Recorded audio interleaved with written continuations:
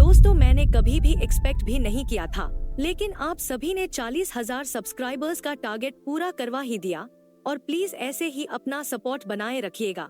इसलिए लेकर आ गया हूँ सोल लैंड 2 सीरीज का एक और वीडियो, जिसमें आज आप देखने वाले हो जूजी और केके को बैटलफील्ड में, जहां वो बहुत गंदी तरीके से फंस जाते हैं और अपने मौत के कगार पर होते हैं। इसके आगे उनके साथ क्या होगा देखेंगे इस वीडियो में।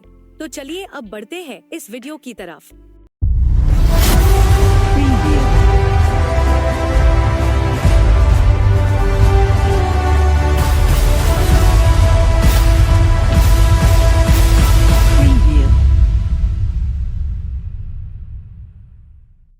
इस पार्ट की स्टार्टिंग वहीं से होती है, जहां वोंग डोंग खुश होते हुए सोचता है, हम सभी ही बड़े हो गए हैं और मैं पक्का तुम्हारी मदद करूंगा तुम्हें बेटर होने में।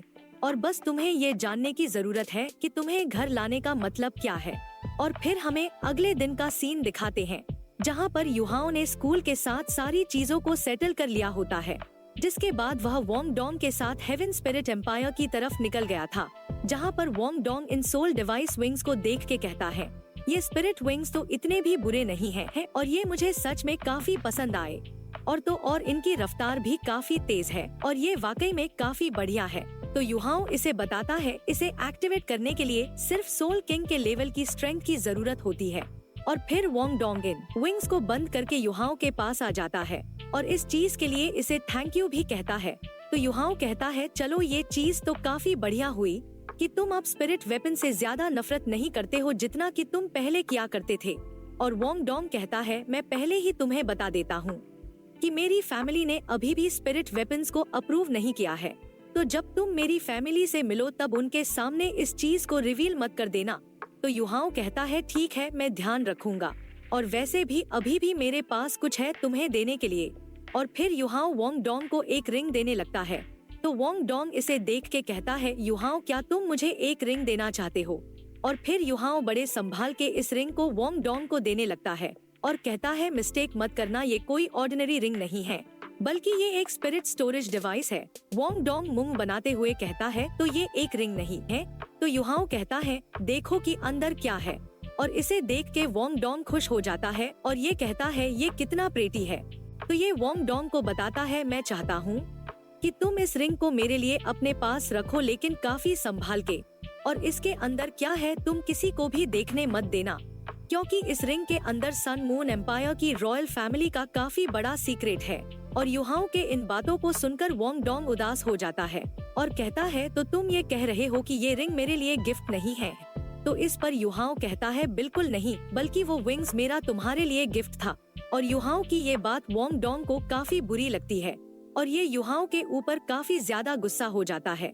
और फिर ये अपने विंग्स को निकाल के काफी तेजी से आगे की तरफ बढ़ने लगता है और आगे जाते हुए कहता है, तुम तो काफी बड़े स्टूपिड हो, तुम बस देखते जाओ कि मैं क्या करता हूँ। और इस तरफ हमारे भोले युहाओ को बिल्कुल भी समझ में नहीं आता है कि वोंग डोंग किस बात पे उदास हो गया है। और इस तरह वोंग डोंग काफी ज्यादा गुस्से में होता है और ये चिल्लाते हुए कहता है, मैं तुमसे बहुत ज्यादा नफरत करता हूँ। युहाओ तुम ऐसा कैसे कर सकते हो? अब मैं तुमसे दोबारा कभी बात नहीं करूँगा। और फिर वोंग डोंग एक नजर मुड़ के युहाओ को देखता है और कहता है, लगता है कि ये अब भी मुझे फॉलो कर रहा है। और फिर वोंग डोंग काफी तेजी से आगे की तरफ जाते हुए कहता है, चलो अब आ जाओ, मैं भी देखता हूँ कि तुम मुझे कैसे चेस करते हो। और थोड़ी देर ट्रेवल करने के बाद वोंग डोंग रुक जाता है और ये इन विंग्स की तारीफ करते हुए कहता है, ये विंग्स तो वाकई में काफी अमेजिंग है, क्योंकि इसमें मेरी ज्यादा सोल पावर खर्च नहीं हो रही है और मैंने कुछ ही देर में कई 100 किलोमीटर्स को ट्रैवल कर लिया है। और तभी इसे युहाओ पीछे नजर आ जाता है, जो कि काफी ज्यादा धीरे धीरे आ रहा होता है, क्योंकि युहाओ काफी ज्यादा थक चुका था और इसकी काफी सोल पावर भी खत्म हो गई थी, जिस वजह से ये काफी बुरी तरीके से थक चुका होता है। जिसके बाद ये नीचे गिर जाता है और जब वोंग डोंग युहाओ को ऐसे गिरते हुए देखता है तो ये चौंक जाता है। और अब वोंग डोंग को युहाओ की काफी ज्यादा चिंता होने लगती है, तो ये तुरंत ही उसकी तरफ काफी तेजी से जाने लगता है और उसे नीचे गिरने से बचा लेता है। और युहाओ को पकड़ के ये मन में कहता है, मुझे माफ करना, मेरी सोल पावर तुमसे काफी ज्यादा है, जबकि तुम्हारी इतनी कम है, लेकिन तब भी मैंने तुम्हें फोर्स किया मेरे पीछे आने के लिए। मैं कुछ ज्यादा ही एरोगेंट हो गया था। तुम तो बस इतना चाहते थे कि मैं तुम्हारे लिए किसी चीज को संभाल के रखूं, और तुमने यहाँ तक कि मुझे ये विंग्स भी दिए, तो फिर मैं कैसे तुम्हें इस तरीके से ट्रीट कर सकता हूँ। और फिर वोंग डोंग युहाओं को जमीन पर ले आता है, जहाँ पे ये अपनी सोल पावर को इसके अंदर डाल रहा होता है, और ये कहता है कि युहाओं क्या तुम ठीक हो, अब मुझे और ज्यादा मत डराओ, और मैं मानता हूँ कि ये सारी मेरी ही गलती है और मुझे उड़कर तुमसे दूर नहीं जाना चाहिए था, और तुम्हारे लिए बेहतर यही होगा कि तुम अपने आप को हर्ट नहीं करो। और इस तरफ युहाओं मन में कहता है कि ईमानदारी से कहूँ तो मैं तो बस तुम्हें थोड़ा सा परेशान करना चाहता था, और मैं पहले भी थकान की वजह से नहीं गिरा था, लेकिन अगर मैंने अब तुम्हें ये बताया कि ये सब मजाक था तो ये काफी ज्यादा एम्बैरेसिंग होगा। और फिर युहाओं अपनी आंखों को खोल के कहता है, मैं ठीक हूँ, बस थोड़ा सा थका हुआ हूँ और जरा सा रेस्ट करने के बाद ठीक हो जाऊंगा, और अब तुम्हें और ज्यादा सोल पावर को मुझ में ट्रांसफर करने की जरूरत नहीं है, इसलिए अब तुम भी जरा सा रेस्ट कर लो। और फिर वोंग डोंग तुरंत ही इसके लिए मान जाता है, और युहाओं मन में कहता है ये तो अचानक से कितना ज्यादा विनम्र हो गया है। और इस तरफ वोंग डोंग भी मुस्कुराते हुए मन में कहता है, मैं कुछ ज्यादा ही जिद्दी हूँ और मैं इसे वापस से वो सेफली लौटा सकता हूँ, लेकिन अगर मैंने उस रिंग को अपने पास रख लिया तो इसे क्या उसकी परवाह होगी। और वोंग डोंग ये सोच ही रहा होता है, लेकिन तभी अचानक से युहाओं किसी चीज को नोटिस करता है, और ये तुरंत ही चौकन्ना होकर बैठ जाता है और कहता है कि क्या तुमने वो गन शॉट सुना। और युहाओं को ऐसा करता देख वोंग डोंग भी हैरान होता है और कहता है कि युहाओं क्या हो गया। तो युहाओं कहता है ये एक स्पिरिट कैनन की आवाज थी।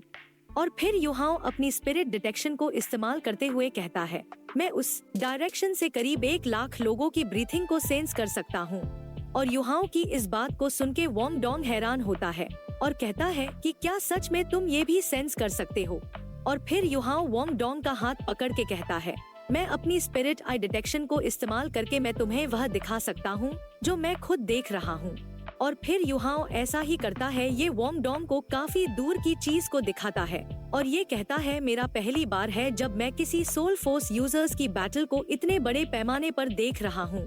और यहाँ से 4 किलोमीटर दूर लोगों के 2 ग्रुप हैं, और जो आगे वाला ग्रुप है उनमें करीब 100 लोग ही हैं, जो कि सभी सोल फोर्स यूजर्स हैं, जबकि इनके पीछे हजारों लोगों की आर्मी का एक ग्रुप है, और लगभग आर्मी ने सोल फोर्स यूजर्स को चारों तरफ से घेर लिया है।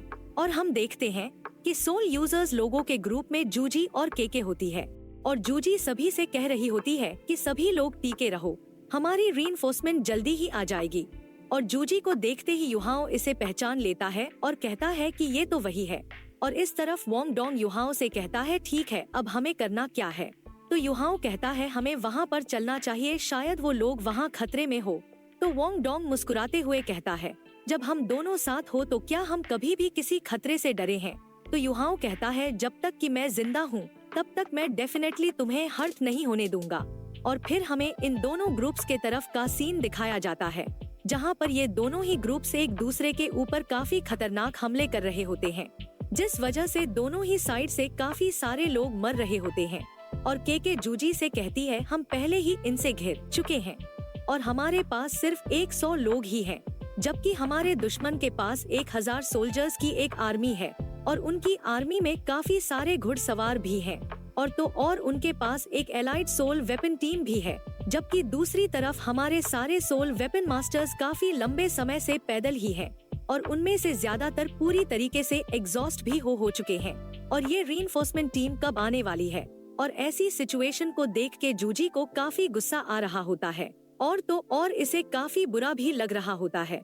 जिसके बाद जूजी कहती है, थोड़ा और टाइम लो, क्योंकि ज्यादा से ज्यादा 15 मिनट में हमारी रीइंफोर्समेंट यहाँ पे आ जाएगी, और सभी लोग टीके रहो, हम सभी ही जिंदा लौट के जाएंगे।